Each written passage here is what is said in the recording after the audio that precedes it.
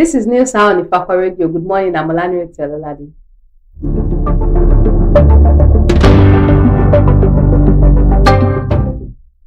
The major headlines. Presidency, APC, slam Atiku over hunger, hardship alarm. FX inflows, reserves boost Naira to 1,497 Naira per dollar. FD suspends controversial 4% import duty levy. Dangote refutes claims of cheaper petrol sales in Togo. Rose Vivo defends joining ADC. ICE 2027 Lagos governorship. Sports. Amushon backs $55,000 with world champ silver medal. Entertainment. Guinness World Records confirms Udabasi's largest jollof rice feat. It tore me apart. Sheyi speaks on career break after Saud Sultan's death.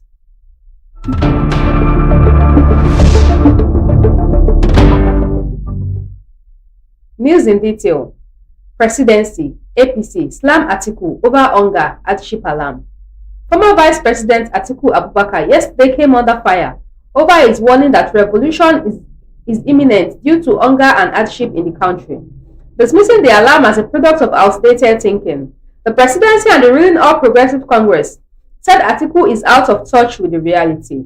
Atiku and his party are stuck in the past, fixated on doomsday scenarios and revolutionary rhetoric. The presidency said in a statement by the Special Advisor on Information and Strategy, Bayo Ononuga. He said while the country is making progress under President Bola Ahmed Tinubu's administration, it is curious that what Atiku can decipher is imaginary gloom. Ononuga added, "Talk is cheap. Former Vice President Atiku Abubakar and his handlers are clearly out of touch with the positive developments unfolding in our country. Their claim that hunger is ravaging Nigeria and their comparison of our situation to the unrest in France before the 1789 revolution or the 1917 Bolshevik revolution in Russia is grossly misleading."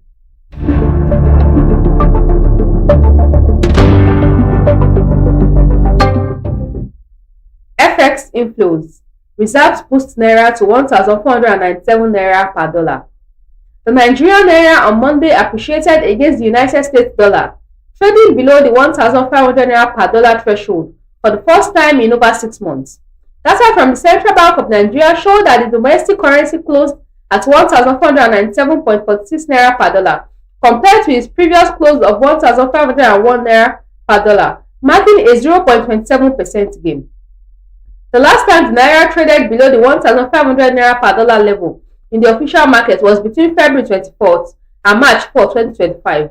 The recovery comes after a week in which the Naira repeatedly tested the 1,500 Naira per dollar mark, posting its lowest intraday rate just above the threshold.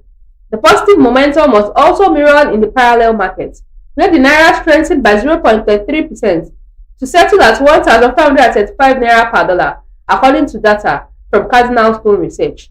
Market reports indicated that the Naira gained 0.98% week on week to close at 1,501 Naira per dollar in the official window, while the parallel market firmed at 0.83% to 1,535 Naira per dollar.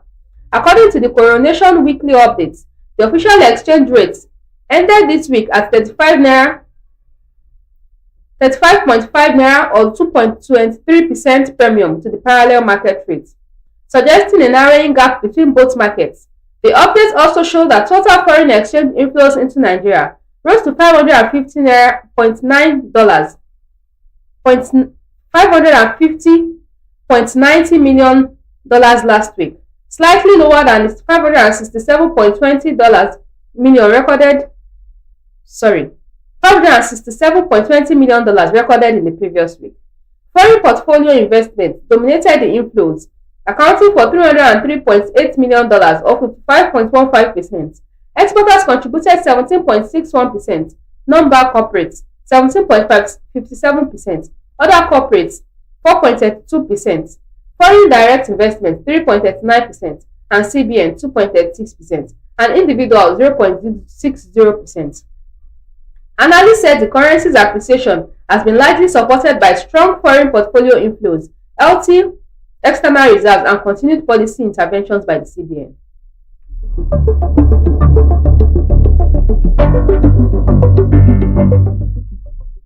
FG suspends controversial 4% import duty levy. The federal government has suspended the implementation of the 4% free on board levy recently introduced by the Nigeria Customs Service on all imported goods. The decision, announced by the Minister of Finance and Coordinating Minister of the Economy, Mr. Wale Edun, followed widespread concerns from importers, trade experts, and other industry stakeholders about the levy's negative economic implications.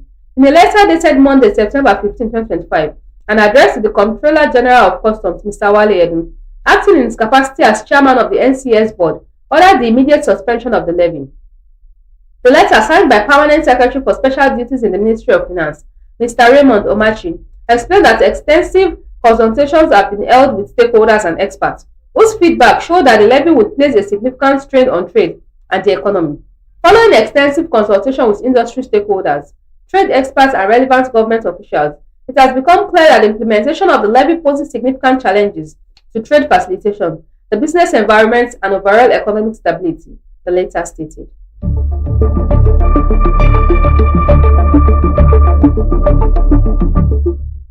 Dangote refutes claims of cheaper petrol sale in Togo. The Dangote Group has denied allegations by the Depot and Petroleum Products Marketers Association of Nigeria that its refinery sells petrol to international traders at cheaper rates than those offered to Nigerian markets. DAPMA's Executive Secretary Olufemi Adewale had alleged in an interview that members of the group purchased Dangote's petrol through international trades in Lome, Togo, at prices 65 naira lower than what the refinery sells directly in Nigeria. According to him, attempts by local marketers to buy petrol directly from Dangote refinery had proved costlier, sometimes making it more viable to import the products from abroad. Dangote sells to international traders at 65 naira, cheaper than what he is selling to us. In some instances, we were able to buy from those people and still bring it to Nigeria, Adewale claimed. Reacting in a statement on Monday, the Dangote Group described the claims as misleading and inaccurate. The refinery questioned why Nigeria's petrol pump price is 865 naira per litre, while in Togo the cost is more than double that figure. It is incorrect to claim that the price of petrol in Togo is lower than in Nigeria. The straightforward check reveals that the average pump price in Lome stands at approximately 680 CFA francs per litre, equivalent to 1,826 naira. This figure reflects the very scenario that DAPMAN and its affiliates appear to advocate for in Nigeria, the statement said.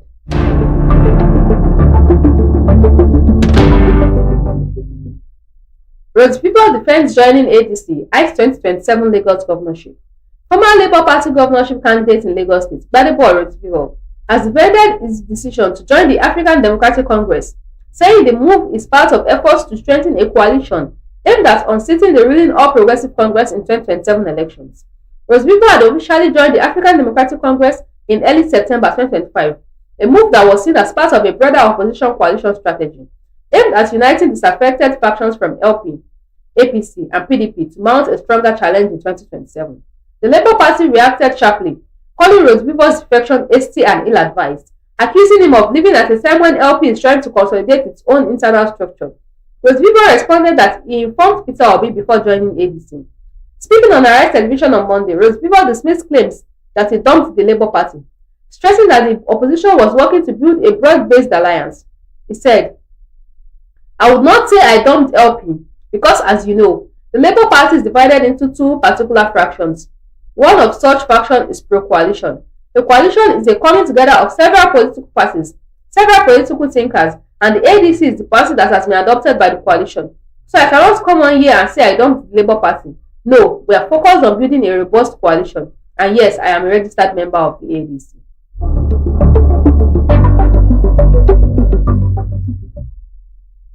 Nepal protests. 2 Nigerian inmates rearrested after jailbreak. 2 Nigerians who allegedly escaped from a prison in Nepal during recent anti-government protests have been arrested by operatives of the Sashara Sima Bal India paramilitary force. A report by Press Trust of India on Monday said that the suspects were apprehended on Saturday at Jainagar in Bihar State while attempting to cross into the Asian country. The Nigerians were said to be among several foreign nationals and locals who fled detention facilities in Nepal after violent demonstrations rocked the Himalayan nation in recent weeks.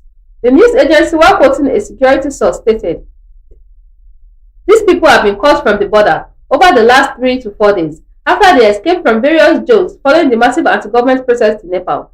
The SSB disclosed that more than 79 escapees, including other foreign nationals, have so far been arrested across different Indian states bordering Nepal.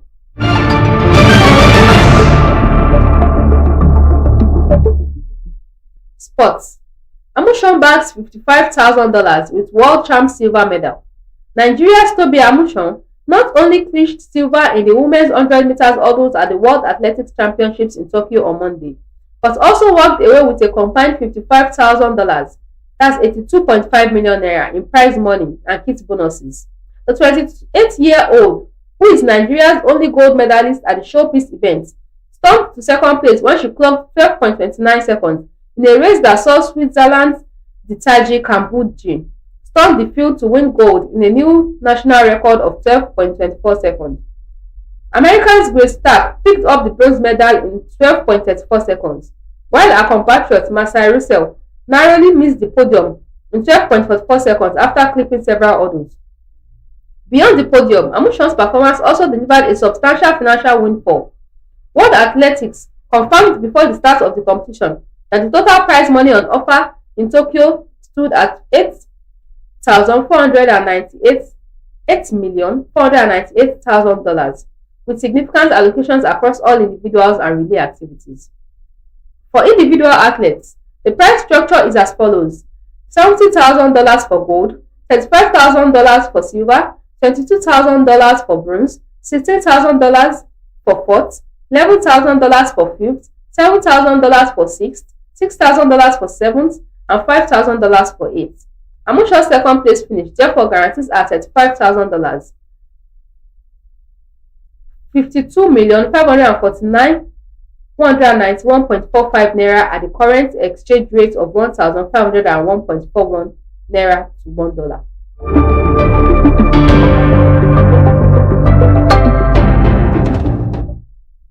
Entertainment. Guinness World Record confirms Hilda Baci's largest jollof rice feat.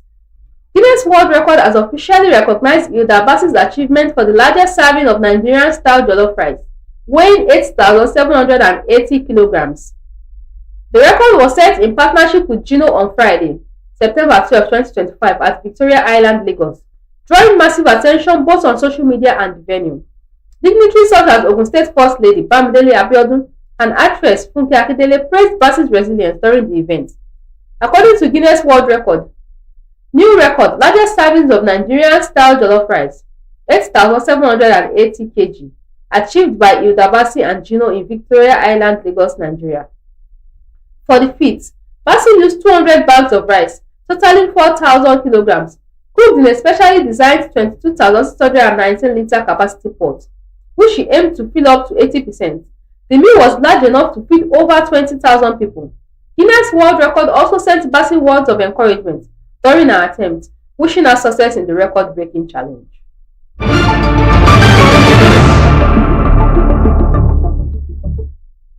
It tore me apart, Seyi speaks on career break after Sound Sultan's death. British Nigerian singer and songwriter Oluwaseyi Joshua, popularly known as Seyi, has revealed how the death of her mentor Olarewaju Fasasi aka Sound Sultan deeply affected her career and personal life. Speaking in an interview on TVC on Friday, she described the late Sound Sultan, who died in 2021 after battling angioimmunoblastic T-cell lymphoma, as her best friend and mentor, who played a pivotal role in launching her career in Nigeria. When I first came to Nigeria, I was living with him and his wife in Festac for a year. He was the one who co-signed me and introduced me to everybody in the industry to make sure that those who were his people looked out for me, she said. According to Seyi, the news of his death came while she was on set as a judge on Nigeria Idol, and she had to push through the project despite her grief. She also stated that what hurt her the most was not getting to see him before he died, as she has planned to visit him in New York with a gift he had requested. When he passed away, it was really hard for me to complete the filming, but I made it to the end. What hurt the most was that I didn't go to see him before he passed away. I was supposed to fly to see him in New York that weekend when we had the break, she said.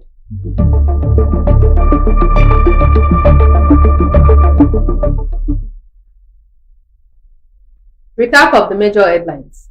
Presidency. APC slam Atiku over hunger at Ship Alarm. FX inflows. Reserves boost Naira to 1,497 Naira per dollar.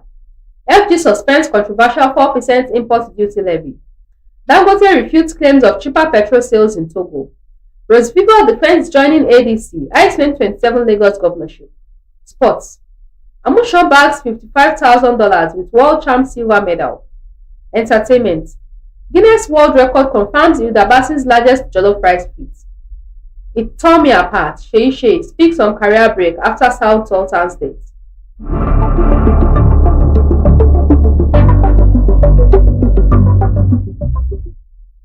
Follow us on all our social media platforms. Facebook at Ifako Radio, YouTube at Ifako Radio, X at Ifako Radio, WhatsApp at Ifako Radio, Instagram at Ifako_radio.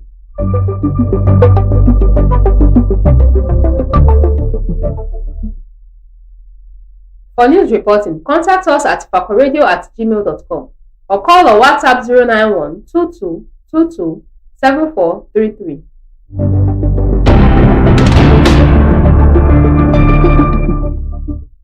Special thanks to the news producer Olanireti Olusegun. Thanks for watching. I'm Olanireti Ololade. Have a fruitful Tuesday. God bless Ifako.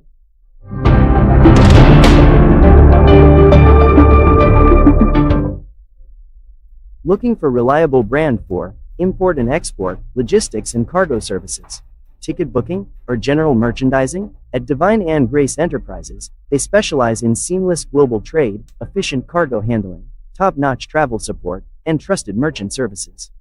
Whether it's getting your goods across borders, booking a flight, or managing cargo with precision, they deliver with speed, reliability, and care. You can visit them at Nako Export Warehouse, International Airport, Ikeja, Lagos State. You can contact them on 0803-406-1483, 0817-287-4375, or email it divineandgraceenterprises@gmail.com. Divine and Grace Enterprise, your reliable brand for logistics and merchandise.